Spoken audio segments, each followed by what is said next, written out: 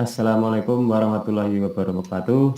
Waalaikumsalam Waalaikumsalam warahmatullahi warahmatullahi wabarakatuh. wabarakatuh. Dan masih tetap semangat Bapak Ibu guru.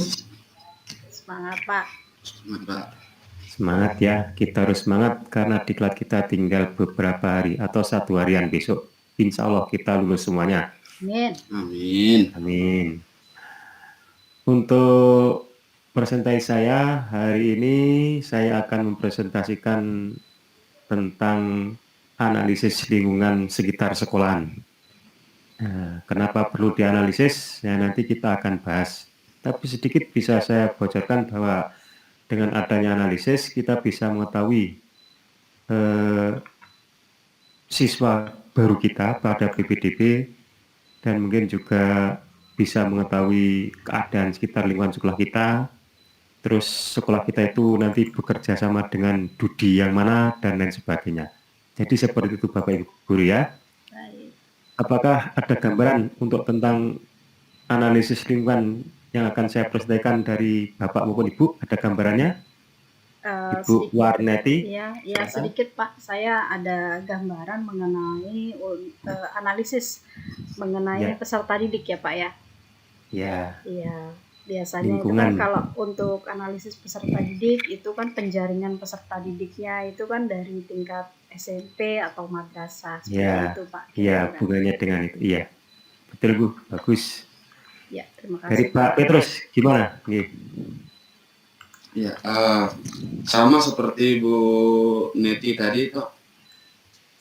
Ya. Penerimaan siswa baru untuk tahun ajaran baru. Ya. Bagus Pak. Gitu Pak ya? Iya Pak. Ya, bagus, cukup jadi pemantik untuk melihat presentasi kita hari ini. Seperti kita menyampaikan kepada siswa, kita akan harus membuat pertanyaan yang membuat siswa itu jadi tertarik untuk mendengarkan atau bahkan menjawab seperti pertanyaan kita tadi. Begitu kan Bapak Ibu? Betul Pak. Oke, mari saya akan mempresentasikan lebih detailnya biar kita bisa baca bersama-sama.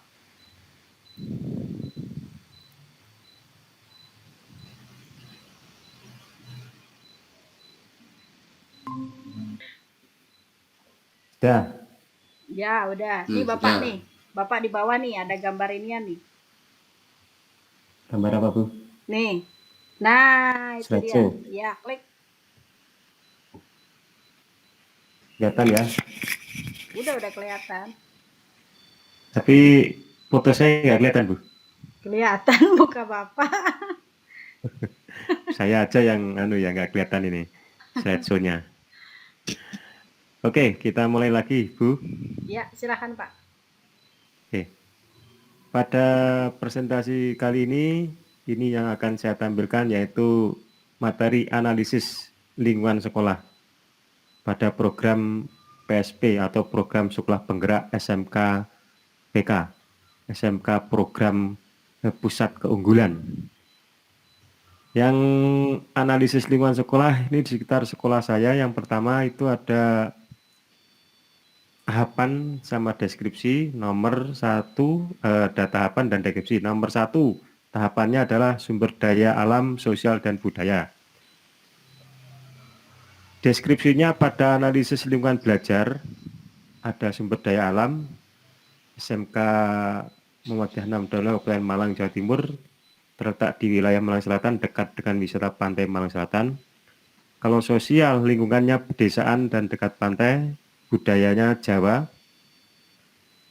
Itu Bapak Ibu. Untuk yang kedua, sumber pendanaan ya biasa seperti dana dapat dari yayasan, atau bagi sekolah swasta ada komite sekolah dan dana BOS. Terus yang ketiga, sistem dari kebijakan daerah Pergub Provinsi Jawa Timur. 4, kemitraan mahasiswa IT Mitsubishi masih proses dalam bentuk MOU-nya yang jelas. Dari sini, dari 4 ini mungkin akan saya lanjut lagi ke analisis kebutuhan sekolah. Atau mungkin dari 4 ini Bapak Ibu ada yang menanggapi. Silakan. Ya Ibu kurang jelas Neti. Pak. Gambarnya kurang jelas. Gambarnya kurang jelas. Ya coba di zoom aja.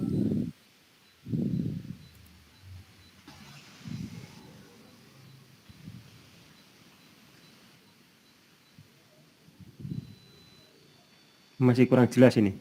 Iya, kurang gede. Ya itu, coba digedein. Terus, 60-70%. dikit lagi. Ya, ya, Oke, sudah cukup Pak, cukup. udah kebesaran kayaknya. Jadi sampingnya ke ini, kurangin dikit Pak, Ditutup. 70 Pak, coba.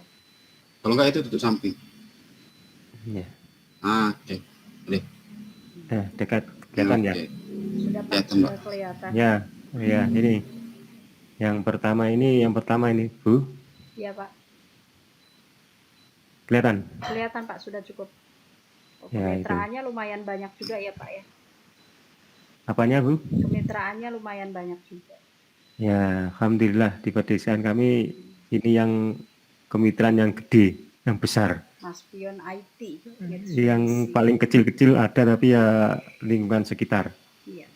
Nah, ini ada 4. Mungkin dari Pak Petrus ada pertanyaan? Ya, Pak, mengenai sumber dana. Itu kan yang pertama tadi yayasan. Ya, Yang kedua itu bagi sekolah swasta itu ada komite sekolah ya, Pak. ya, Nah, yang terakhir itu ada BOS. Bos. Ya, jadi pertanyaan saya, Ya, di negeri setahu saya bagi sekolah itu tidak bisa membuat komite sekolah, Pak. gitu. Itu gimana itu, Pak ya? Mohon pencerahannya, Pak ya. Terima Ya. kasih. Sebisanya saya bantu jawab, Pak ya.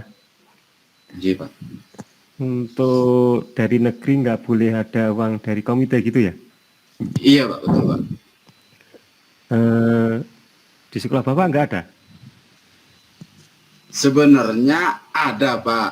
Cuman kan namanya diubah. Oh, gitu. Saya juga mau cerita di sini sekolah negeri ada.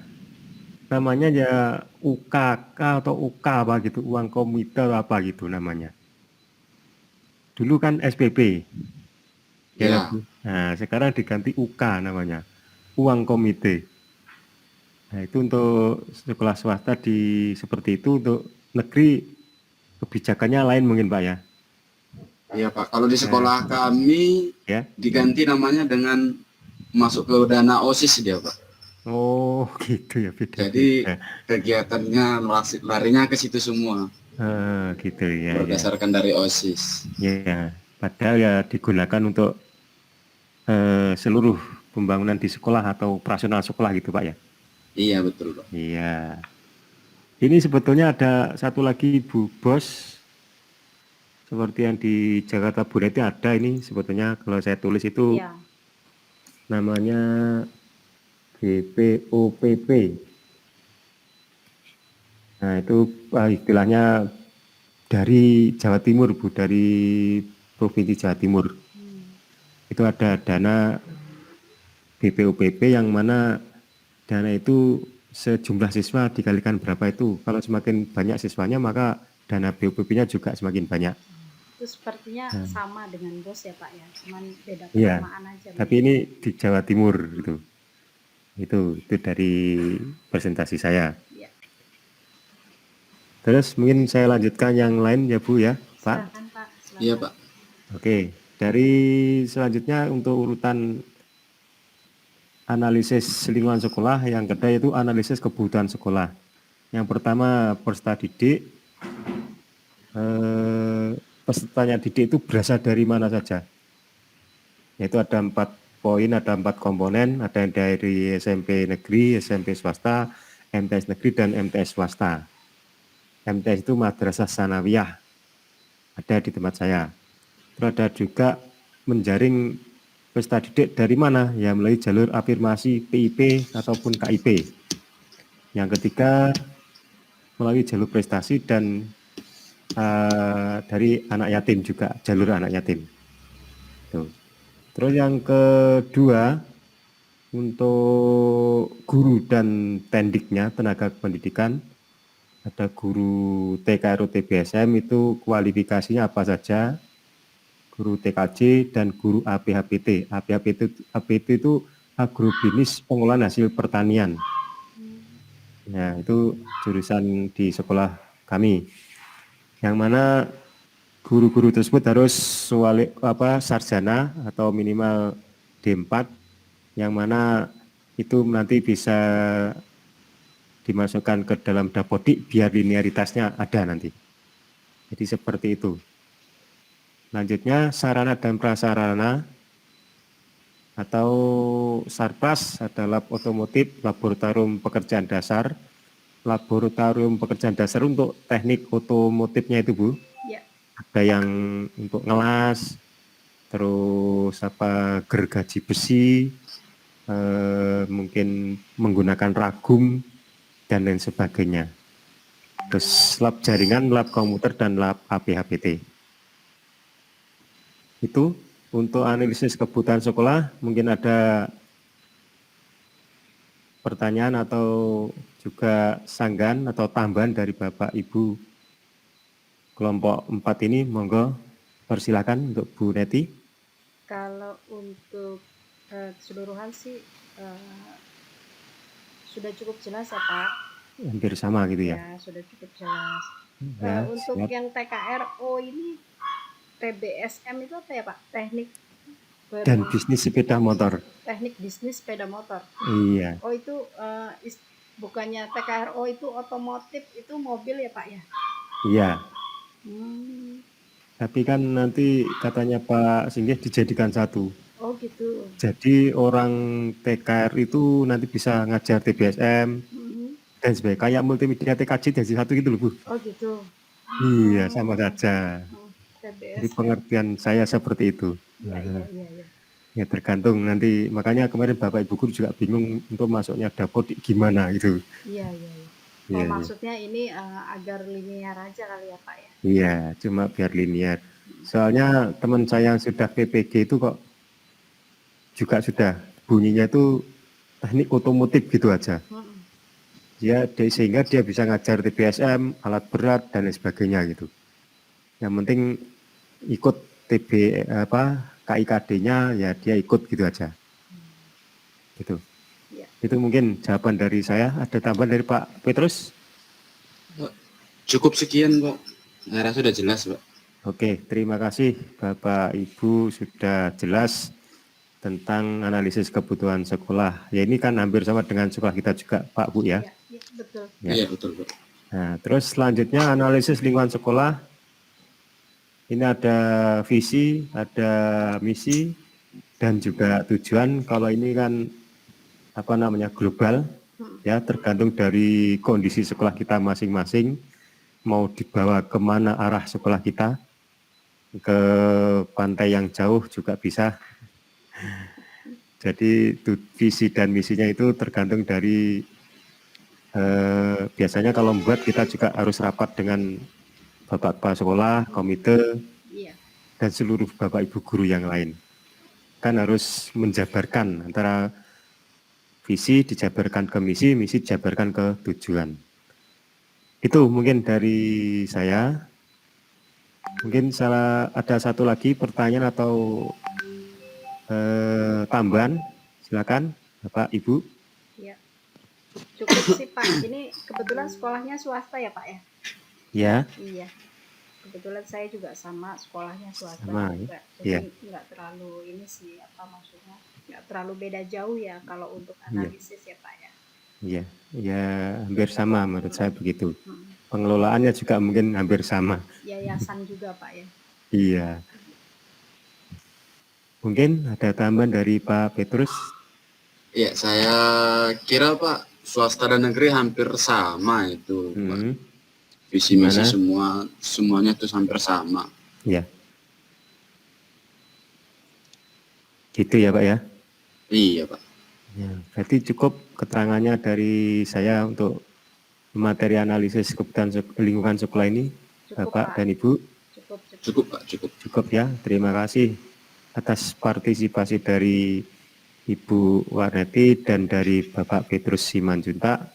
Semoga apa yang saya presentasikan ini bisa membawa manfaat kepada peserta didik kita dan juga kepada kita sendirinya. Amin. Terima kasih. Dan saya akhiri. Assalamualaikum warahmatullahi wabarakatuh. Insya Allah kita tetap semangat. Semangat. Semangat.